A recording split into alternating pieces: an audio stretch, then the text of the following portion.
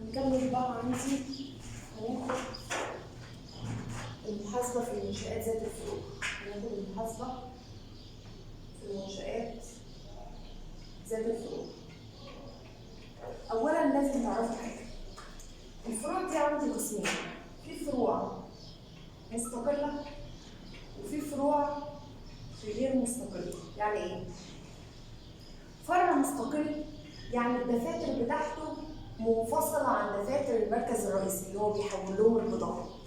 يبقى في دفاتر للمركز بعيدة عن دفاتر الايه؟ الفرع. يبقى دي اسمها فروع ايه؟ مستقلة. يعني أنا لما أجي أثبت القيود هثبت في دفتر المركز لوحده ودفتر الفرع ايه؟ لوحده. طيب فروع غير مستقلة هنلاقي إن دفتر المركز هو نفس دفتر الايه؟ الفرع. نفس الايه؟ الدفتر اللي انا بسجل فيه، بسجل مره واحده بس. يبقى تاني بقول الفروع عندي نوعين، في فروع مستقله وفي فروع ايه؟ غير مستقله. ايه الفرق ما بينهم؟ الفرع المستقل يعني مستقل عن المركز الرئيسي، له دفتر بيسجل فيه لوحده. طيب فروع غير مستقله هتلاقي ان نفس دفتر المركز هو نفس دفتر الفرع، بسجلهم الاثنين في ايه؟ في نفس الدفتر اللي عندي. هنبدا الاول بالفروع الغير مستقله. هنبدا الاول بمين؟ بالفروع الغير مستقله. يعني هسجل ايه؟ هسجل مره واحده بس في دفتر واحد بس.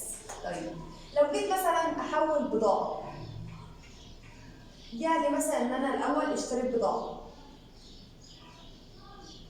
خلي بالكم من حاجه، اما اجي اشتري بضاعه دلوقتي انا دايما الشراء بشتري منين؟ من الموردين. لكن لما كنت ببيع ببيع لمين؟ للعملاء. يبقى لما اجي اشتري بضاعه اشتري منين؟ من الموردين. طيب لو انا اشتريت ووديتها للفرع، البضاعه عند الفرع بيسميها ايه؟ بيسميها بضاعه بالفرع. طيب البضاعه عند المركز بيسميها ايه؟ بيسميها البضاعه المرسله للفرع. تاني، البضاعه عند الفرع بسميها ايه؟ بسميها بضاعه بالفرع، فرع كذا واسميه.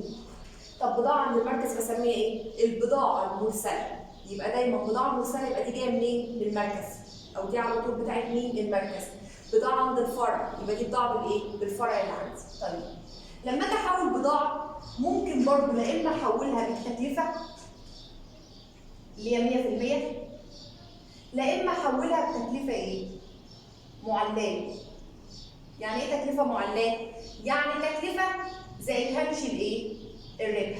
او ممكن يقول لك حولتها بسعر بيع، برضه سعر البيع زيه زي التكلفه المعلاه، تكلفه وفوقها ايه؟ وفوقها ربح. طيب الربح اللي عندي ده في الفروع الغير مستقله بسميه ايه؟ بسميه تسويه بضاعه بالفرع. تاني بقول ايه تاني؟ بقول عندي في المحاسبه في المنشآت ذات الفروع، الفروع عندي نوعين، في فروع مستقله وفي فروع غير مستقله. الفروع المستقله هتلاقي ان بسجل بعد كده لما نيجي نسجل هنسجل للمركز لوحده في دفتر وللفرع لوحده في دفتر. لكن احنا دلوقتي بناخد الايه؟ الفروع الغير مستقله، هتلاقوني بسجل كله في نفس الايه؟ في نفس الدفتر اللي عندي سواء مركز او فرع. طيب بقول دلوقتي الاول لو جه قال لي ان انا اشتريت بضاعه، دايما الشراء بشتري منين؟ من الموردين. طيب لو جه قال لي ان في بضاعه عند الفرع، البضاعه بتاعت الفرع بسميها ايه؟ بسميها بضاعه بالفرع. طيب لو جه قال لي ان في بضاعه عند المركز، البضاعه عند المركز بسميها ايه؟ البضاعه المرسله للفرع. يبقى بضاعه الفرع بضاعه بالفرع، بضاعه المركز بضاعه مرسله. طيب لما اجي احول بضاعه ممكن احولها بايه؟ ممكن احولها بسعر التكلفه 100%، يعني مفيش هامش ربح. ممكن احولها بتكلفه معلاه، يعني تكلفه زائد هامش ربح. ممكن احولها بسعر بيع برضه تكلفه زائد ايه؟ زائد ربح. طيب الارباح في الفروع الغير مستقله بسميها ايه؟ بسميها تسويه بضاعه بالفرع. الارباح بسميها ايه؟ تسويه بضاعه بالفرع. واي ربح المفروض ينثبت ايه؟ دايم. يبقى تسويه بضاعه بالفرع دي هتنثبت ايه؟ دايم. يبقى انا مش هقول ربح، هكتب الربح على انه ايه؟ تسويه بضاعه بالفرع. تعالوا كده نشوف المثال يجي عليها ازاي.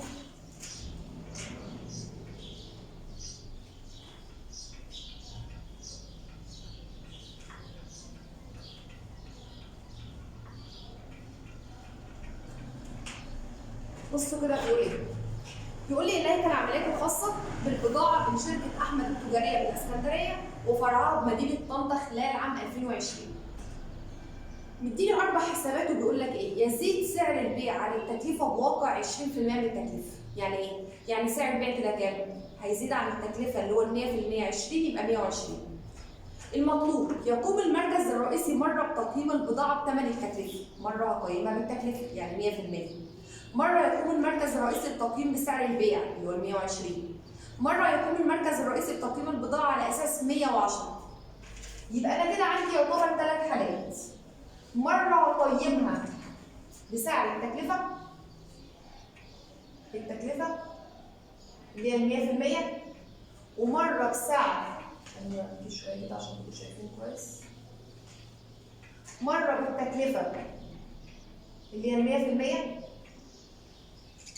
مرة بسعر البيع اللي هو 120%، ومرة بالتكلفة المعلاه اللي هو مدالي 110%. يبقى خلي بالكم هنا مفيش أرباح، يعني مفيش تسوية بضاعة. هنا في تسوية أو ربح بكام؟ ب 20% اللي هو فوق التكلفة. هنا في تسوية أو ربح بكام؟ ب 10%. تمام؟ تعالوا بقى كده نشوف واحدة واحدة بيقول إيه. في أول عملية بيقول لي بلغت قيمة البضاعة المشتراه بالأجل، اشتريت بضاعة يبقى اشتريت منين؟ من الموردين. والمرسلة مباشرة للفرع. اشتريت بضاعة وبعتها للفرع. لما اشتري يبقى الموردين هيقلوا، بعتها للفرع يبقى الفرع هو اللي زاد. يبقى اما الفرع زاد يجي في من؟ يبقى من حساب بضاعة بالفرع. بيقول لي فرع مين؟ فرع طنطا. اشتريت منين؟ من الموردين، يبقى الموردين هم اللي قالوا، يبقى ايه على حساب الموردين؟ بكام؟ بيقول لي ب 6000 جنيه مقاومة بسعر البيع. يعني 36000 جنيه، 36000 جنيه بسعر البيع، يعني 36000 جنيه دول سعر بيعهم يعني كام في المية؟ 120. أنا عايزة أوصل لمين؟ لل 100% التكلفة. يبقى ال 100% بكام؟ يبقى 36 في 100 على 120. 36 في 100 على 120 يعني هتطلع ب 30000 جنيه. يبقى كل اللي انا عملته دلوقتي ايه؟ ان انا اشتريت بضاعه مباشره وبعتها للفرع. لما اشتري بضاعه بشتري منين؟ من الموردين، يبقى الموردين قالوا. بعتها لمين؟ للفرع، يبقى الفرع هو اللي زاد. طيب لما اجي احطها بالرقم ما ينفعش احط الرقم بتاع سعر البيع، لازم ارجع لمين؟ للتكلفه. يعني ال 36 بيقول لك بسعر البيع اللي هو ال 120. يبقى ال 100% بكام؟ يبقى 36 في 100 على 120 هتطلع بكام؟ ب 30000 جنيه. طب تعالوا نثبتها دول بقى. نثبت ازاي؟ نفس القيد بس هيزيد معايا مين؟ الربح او التسويه، والربح او التسويه بينثبت فين؟ دايم. يبقى كده هقول ايه؟ من حساب بضاعه بالفروع فرع طنطا. بدل ما كنت بقول الى حساب الموردين، لا هيبقى الى ايه؟ الى مذكورين. حساب الموردين وفي كمان ارباح، والربح بسميه ايه؟ تسويه بضاعة بالفرع. تعالوا بقى نحسبها. هو بيقول لي 36 كله بسعر البيع اهو، يبقى كل البضاعة ب 36 سعر البيع. احنا مطلعين التكلفة بكام؟ ب 30. يبقى التسوية بكام؟ الفرق ما بين ال 36 و 30 يبقى 6. هنكتب نفس القيد بالظبط هنا، يبقى من حساب بضاعة بالفروع فرع مين؟ طنطا. إلى إيه برضو؟ إلى مذكورين. نفس القيد بس الرقم اللي هيتغير. حساب الموردين وحساب الايه؟ الارباح اللي هي تسويه بضاعه بالايه؟ بالفرع. بكام بقى؟ بصوا احنا دلوقتي لما نيجي نجيب التكلفه المعلاه ارجع عدها للتكلفه ازاي؟ المفروض ان التكلفه 30000 جنيه 100%. طب انا عايزه اجيب ال 110، يبقى ال 110 بكام؟ يبقى 30 في 110 على 100.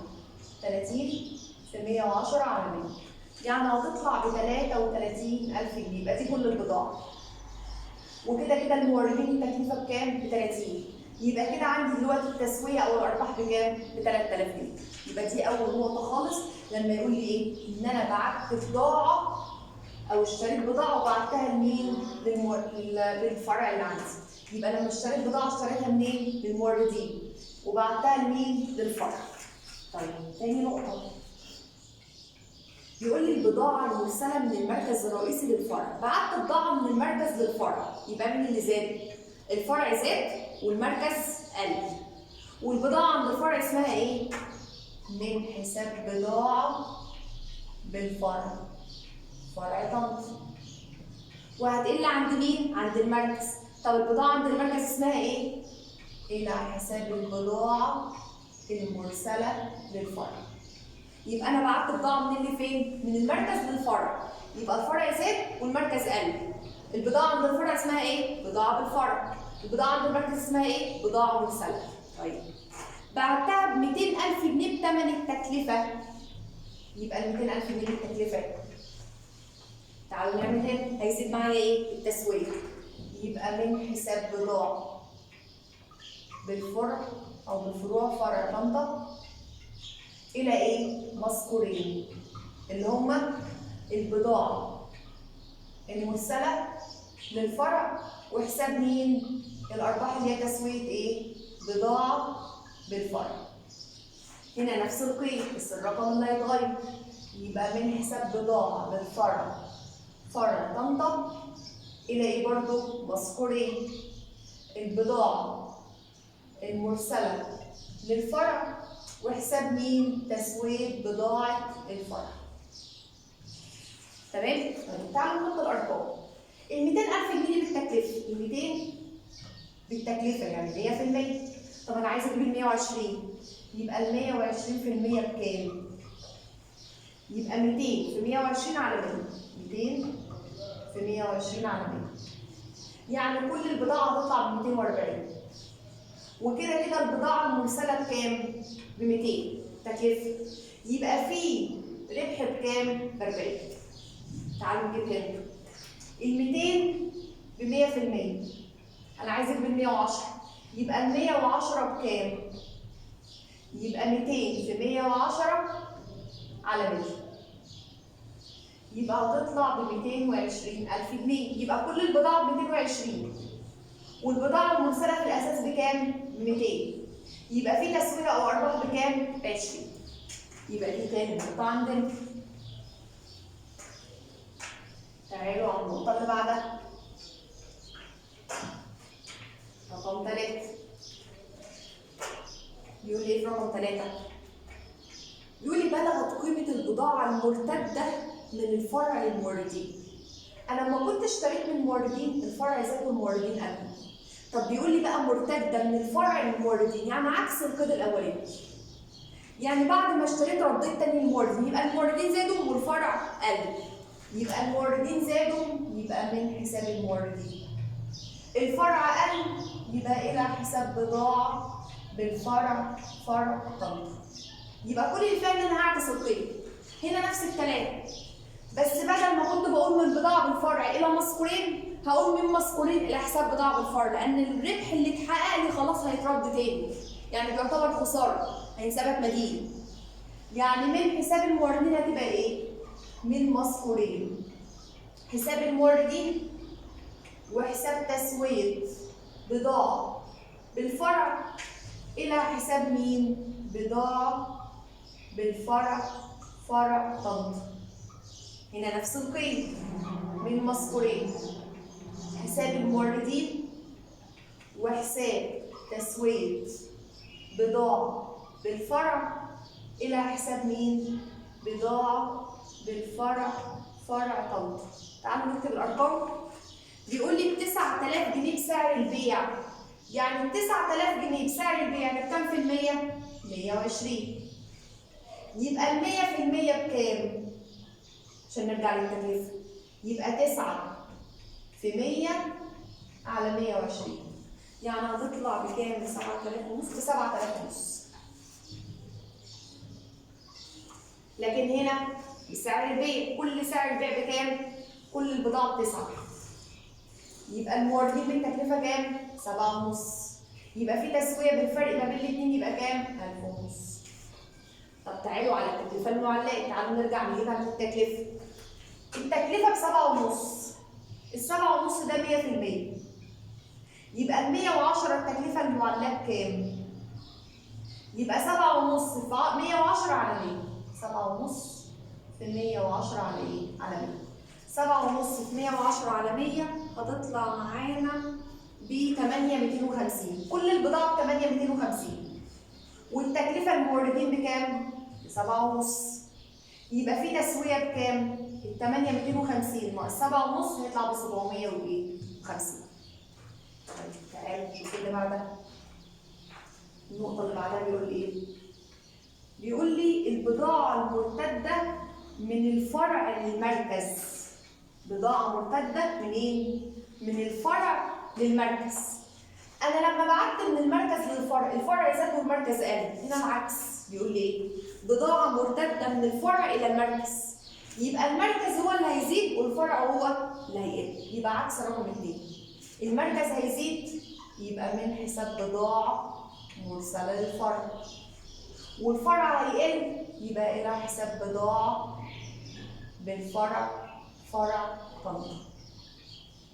تعالوا هنا، بدل ما كنت بقول من بضاعة بالفرع إلى مذكورين هقول إيه؟ من مذكورين إلى حساب بضاعة بالفرع.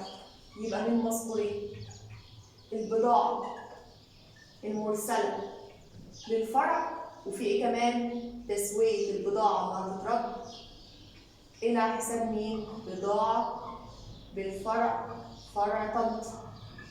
تعالوا نعكس دي نفس القطة بالظبط. من مذكورين بضاعة مرسلة للفرع اللي هو المركز، وتسوية بضاعة بالفرع دي الأرباح اللي هتترد إلى حساب بضاعة بالفرع، فرع طنطا. يبقى كده عكس الموديل إيه؟ التاني اللي عندي.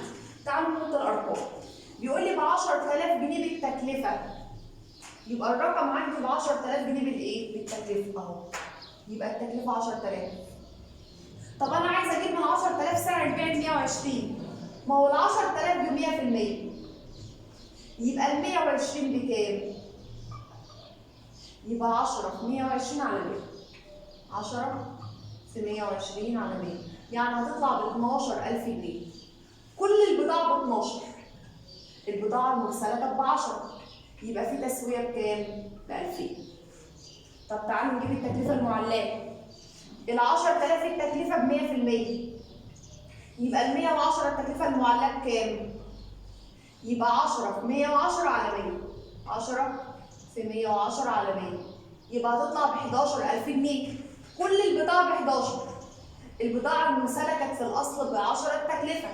يبقى في تسوية بكام؟ ب 1000 جنيه. يبقى ده أول حاجة عندي خالص في فروع الإيه؟ الغير مستقلة.